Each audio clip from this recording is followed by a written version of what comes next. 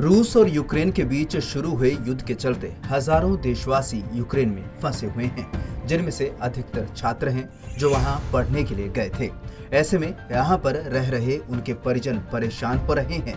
हरियाणा के भी सैकड़ों छात्र यूक्रेन में पढ़ रहे थे, लेकिन अब युद्ध शुरू होने के चलते वे वहां फंस गए हैं और यहां पर उनके परिजन परेशान हो रहे हैं। इसी कड़ी में कैथल सचिवालय में इन छात्रों के परिजन इकट्ठा हुए और ज्ञापन दे भारत सरकार से उनके बच्चों को जल्द वापस लाए जाने की मांग की। परेशान अभिभावकों का कहना था कि उनके बच्चों की तरफ से उन्हें जो संदेश मिल रहे हैं उससे वे परेशान हैं।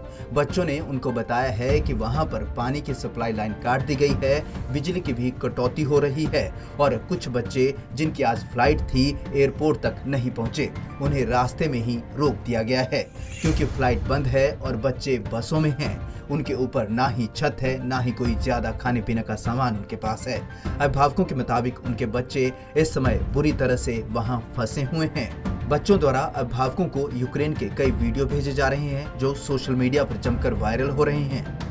हम लोग यहाँ पे कीव रेलवे स्टेशन में फंसे हुए हैं। हम लोग रात भर से यहाँ पे आए हुए हैं। हम डिफरेंट यूनिवर्सिटी से आए हुए हैं, बहुत सब अलग अलग जगह से आए हुए हैं। हम एम्बेसी को कॉल करे जा रहे हैं। यहाँ पे हम बहुत परेशान हैं, लेकिन एम्बेसी कोई जवाब नहीं दे रही है। ना यहाँ से जाने के लिए कोई रास्ता है हमारे पास, टैक्सी वाले नहीं मिल रहे हैं और कुछ भी नहीं है और एम्बेसी कोई जवाब देने को तैयार नहीं है। तो अब हमें जवाब दीजिए, हम करेंगे। एम्बेसी हमारी जो एम्बेसी है कीव में वो बंद हो चुकी है। मतलब उन्हें बोल दिया गया है, ऑर्डर आ गए हैं कि इंडिया जा रही है एम्बेसी। तो अब यहाँ पे कोई हेल्प करने के लिए तैयार नहीं है। टैक्सी नहीं मिल रही है, बस नहीं मिल रही है। हम कहाँ जाएं मतलब। और हमारी रिक्वेस्ट है कि सिर्फ हमें सेफ जगह पे लिया जाए। हम ये नहीं कह रहे कि हमें तुरंत इंडिया वापस जाना है, पर हमें एक सेफ जगह, हम एम्बेसी से ये चाहते हैं कि हमें एक सेफ जगह दी जाए। हमारे पास सर सुबह से मैसेज आए हैं कि अब वहाँ पर जैसे पानी की जो लाइन थी वो कट चुकी है। बच्चों को खाने पीने की प्रॉब्लम हो रही है क्योंकि 2 दिन बाद तक बच्चों की फ़्लाइट्स थी और जिसके कारण बच्चों ने खाने पीने की चीज़ें भी इकट्ठी नहीं की है। तो इस टाइम खाने पीने का जो सामान था सबसे बड़ी प्रॉब्लम वो है और सेकेंडली पानी जो कि डेली की ज़रूरत है।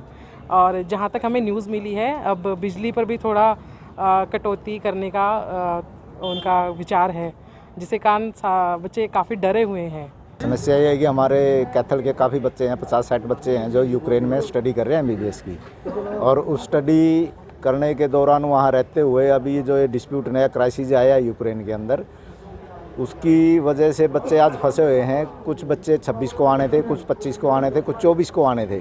जो 24 वाले बच्चे आज वहाँ से रात को चल चुके थे बस में चलने के बाद उधर से कीव के अंदर इमरजेंसी लागू होगी। कीव के अंदर जगह नहीं है उनके लिए, रास्ते में उनके ऊपर छत नहीं है, सिर्फ बस के अंदर है। बस ने अब आके उनको एक बस के अंदर जो बच्चे थे उन्होंने वहाँ बस स्टैंड पे छोड़ दिए हैं। अब बस स्टैंड के ऊपर उनकी अनिश्चितता की स्थिति है, वो उनको ये नहीं पता कि वो हम कहाँ जाएं। एम्बेसी के अंदर जब भी बात की जाती है, एम्बेसी फ़ोन नहीं अटेंड कर रही और इंडियन एम्बेसी ना ही मेल का रिप्लाई कर रही है।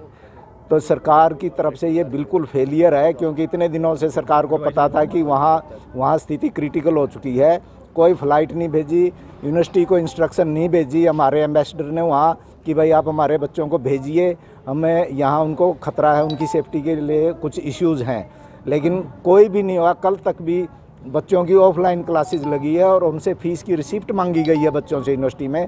फ़ीस की रिसिप्ट और एयर टिकट दो तब आपकी ऑनलाइन क्लासेज होंगी। ये इंडियन एम्बेसी का टोटली, इंडियन गवर्नमेंट का और इंडियन एम्बेसी का वहाँ टोटली फेलियर है, जिसकी वजह हम चाहते हैं कि इंडियन गवर्नमेंट जल्दी से जल्दी ग्रीन कॉरिडोर तैयार करवा के वहाँ से सभी स्टूडेंट्स को सुरक्षित इंडिया लेके आए। बच्चा हमारा अनुराग है, वहाँ 4th ईयर में पढ़ रहा है। तो उसकी 24 तारीख को वहाँ से फ़्लाइट थी जो क्यू से उन्होंने लेनी थी। वो कल 10 बजे खारक्यू से चले थे और सुबह 6 बजे वहाँ पर क्यू में पहुँचे हैं। क्यू में पहुंचने पर वहां पर एयरपोर्ट भी बंद था और वहां सड़कों पर कोई गाड़ी नहीं थी। बस ने उनको वहां पर छोड़ दिया। बच्चे वहां से लगभग 3-4 किलोमीटर पैदल एम्बेसी तक गए हैं और अब भी मेरा बच्चा वहां एम्बेसी के बाहर 50-60 बच्चे हैं वो इकट्ठे जो उस बस में आए थे, वो एम्बेसी के बाहर बैठे हुए हैं और सड़क के ऊपर है। सर्दी में वहाँ सर्दी का मौसम है तो बच्चे वहाँ पर बहुत परेशान हो रहे हैं। उनको खाने पीने की तो बात ही छोड़ो, सिर ढकने के लिए कोई जगह नहीं है और एम्बेसी वाले उनसे बात कर रहे हैं, कोई उनको आश्वासन नहीं दे रहे, कुछ काम नहीं हो रहा। तो हम चाहते हैं कि हमारे बच्चों को जल्दी से जल्दी वहाँ से निकाला जाए। मेरी बिटिया है जी खारकिव यूनिवर्सिटी में और फर्स्ट ईयर है जी उसका, और खारकिव यूनिवर्सिटी में हालात बिल्कुल बिगड़े हुए हैं जी इस वक्त। किस तरह के मैसेज आए हैं आपके पास? मैसेज आ रहे हैं बच्चों के पास है ना, वहाँ स्टोर पे, वहाँ पे जो दुकानें हैं वहाँ भी आप 7-8 दिन का सामान इकट्ठा कर लो, पर इकट्ठा कहाँ से करें? वहाँ तो स्टोर के ऊपर और सभी के ऊपर है ना बहुत भीड़ है सर वहाँ पे, और कुछ नहीं मिल रहा। आज ये मैसेज आया है कि मशीन वो क्या बोलते हैं, मैस वगैरह में भी दिक्कत है सर वहाँ पे, और पानी भी वहाँ पे तो लेके पीना पड़ता है सर। मशीनें हैं पानी की, पानी भी मशीनों से लेना पड़ता है, मशीनों पे पानी पे लाइन लग गई सर वहाँ पे। आने वाले टाइम में ना बहुत रात से हो सकती है सर। यूक्रेन में फंसे छात्रों के अभिभावकों ने कैथल के डीसी के नाम अपना ज्ञापन दे सरकार से अपील की है कि उनके बच्चों को जल्द से जल्द भारत वापस लाने का इंतजाम किया जाए। बता दें कि यूक्रेन रूस के बीच जारी युद्ध के बीच भारत सरकार वहां फंसे भारतीयों को निकालने में लगी हुई है। पंजाब केसरी टीवी के लिए कैथल से ब्यूरो रिपोर्ट।